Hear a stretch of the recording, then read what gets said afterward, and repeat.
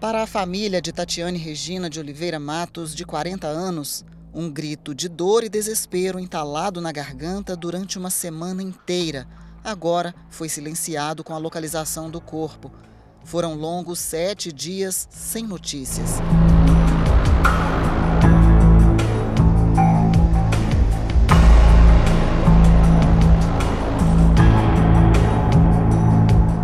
Realmente é um alívio para a gente, né, que passamos uma semana sem saber o paradeiro da Tatiane, né, e a gente, de certa forma, alivia um pouco o coração da gente, a gente tem encontrado a Tatiane, né.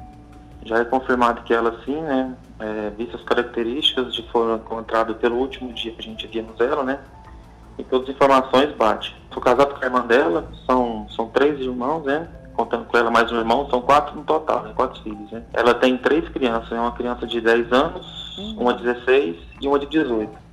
A Tatiana, né, nono período de direito, formando agora no final do ano, né, criou esses filhos com muita luta, né, muita dificuldade, né, e as crianças estão bem, né, graças a Deus, né, a força de Deus tem levantado eles, né, então assim, eles estão mais tranquilos, né, passado o susto que foi, né, e a gente está protegendo eles, né, tanto os menores, né, como a maior, então a maior um pouco, né? Então a gente está dando todo o amparo, né? Todo o apoio necessário, né? Entretendo eles um pouco para eles não ficar focados tanto no desaparecimento e agora com a confirmação da morte. Somente o cunhado teve condições de falar sobre o que aconteceu. Segundo ele, Tatiane havia participado de uma festa na noite anterior do desaparecimento. Ela e o namorado ficaram horas conversando e depois ela pegou o carro para voltar sozinha para casa. Um trajeto rápido de 2 quilômetros até o centro de Uberlândia. As circunstâncias que foi o acidente, né? A gente não tem dúvida que foi realmente um acidente, não tem outra hipótese, né? A polícia tem trabalhado nessa linha, né? Porque a Tatiana estava sozinha, não tinha carro com ela, né?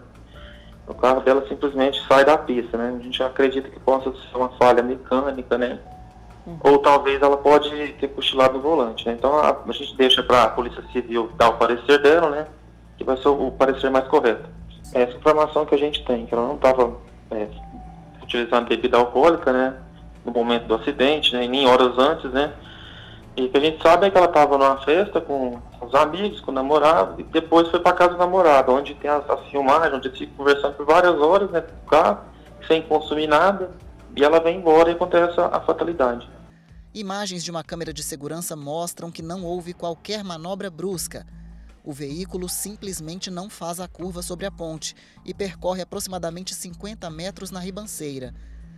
Segundo autoridades, o carro capotou 3 vezes antes de cair com a ponta no rio e ficar parcialmente submerso. A Polícia Civil informou que não viu indícios de crime. O acidente foi às 2h30 da manhã do dia 16 de janeiro. Desde então começaram as buscas para tentar localizá-la. O trabalho se dividiu com o uso de drones para o mapeamento da área, além de buscas pela margem do rio e de barco pelo leito. A água bastante escura e a correnteza forte devido às constantes chuvas dificultaram os trabalhos dos bombeiros. O período chuvoso aí acentua em muito o volume das águas do rio.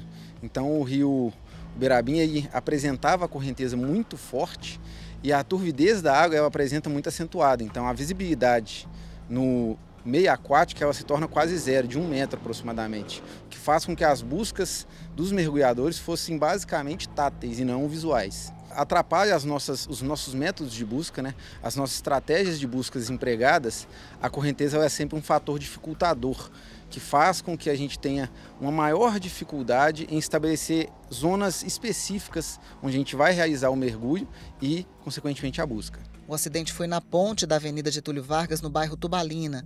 Ali, apesar de ser um local raso, pouco mais de 1 metro, a correnteza mostrou seu ímpeto e levou Tatiane pelo leito afora. Durante os 7 dias do desaparecimento, o corpo de Tatiane percorreu 15 quilômetros no curso d'água até chegar na usina hidrelétrica dos Martins. Todo o percurso era bastante tortuoso. Segundo os militares, cheio de obstáculos. O carro foi retirado da água no dia seguinte e alguns pertences pessoais foram localizados. Enquanto isso, a população estava atenta para achá-la viva nas margens do rio. Outros puseram a mão na massa, como o Ângelo. O serralheiro se juntou às equipes de buscas pelo rio. Talvez o Corpo de Bombeiro não tenha uma embarcação que vai em lugar tão raso, enfrenta corredeiras, e com caiaque eu posso olhar debaixo das árvores, eu posso voltar para algum lugar. Então eu tenho essa mobilidade. Eu achei que seria uma ferramenta a mais que a gente podia estar usando para estar ajudando na identificação aí. No domingo, dia 16, os bombeiros se preparavam para a quarta e última busca naquela região antes de ampliar a área de trabalhos. Às 16 horas, o corpo emergiu e era levado rapidamente pela correnteza em direção às comportas. Foi necessário fechá-las para impedir que passasse da barragem e dificultasse ainda mais as buscas. Deu certo e, finalmente, o resgate foi feito para trazer alívio à família após tanta angústia. Fim da tarde, após uma última tentativa aqui na usina hidrelétrica dos Martins, o corpo foi localizado pela guarnição.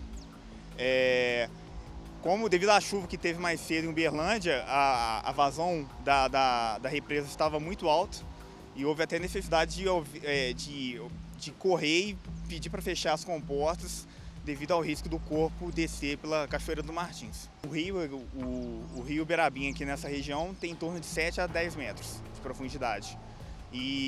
Tem bastante galhada e a água, além de ser muito poluída, ela tem uma grande velocidade de descida aqui no leito do rio. Do local do acidente até aqui são aproximadamente 15 quilômetros. E durante todo este percurso do rio, o Corpo de Bombeiros enfrentou diversas dificuldades, a começar pela profundidade do rio em diversos pontos. É muito profundo e também esse local é de difícil acesso.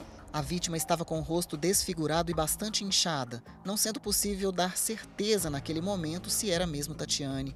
No entanto, os bombeiros não identificaram sinais aparentes de violência e já tinham elementos para já interromper as buscas pela vítima do acidente. O corpo emergiu, já estava na superfície da água, boiando, e posteriormente a gente fez o acionamento da funerária para a retirada do corpo. Aparentemente o corpo não apresentava nenhum sinal de violência, e a Polícia Civil se absteve de comparecer ao local, visto que a situação não se arremetia a nenhuma agressão à vítima antes da morte. A família reconheceu o corpo no Instituto Médico Legal e Tatiane foi encaminhada para o serviço de verificação de óbito no cemitério Campo do Bom Pastor. Exames deverão confirmar se realmente se trata da mulher, mas os parentes não têm dúvidas e respiram aliviados. Só agora conseguem se manifestar sobre o caso. Segundo o cunhado, vários boatos surgiram em especulações da população, mas tudo era falso. Essa informação ela é falsa. A Tatiana não tinha problema psiquiátrico, depressão, nem nada. Ela não tomava nenhum remédio controlado. A Tatiana ela nunca foi uma pessoa assim que demonstrou certa tristeza, né? Muito pelo contrário, a Tatiana sempre foi uma mulher muito durona. A Polícia Civil aguarda a análise da perícia e o caso corre em segredo de justiça. O corpo encontrado passa por exames de necropsia e possivelmente será coletado material genético para a confirmação da identidade.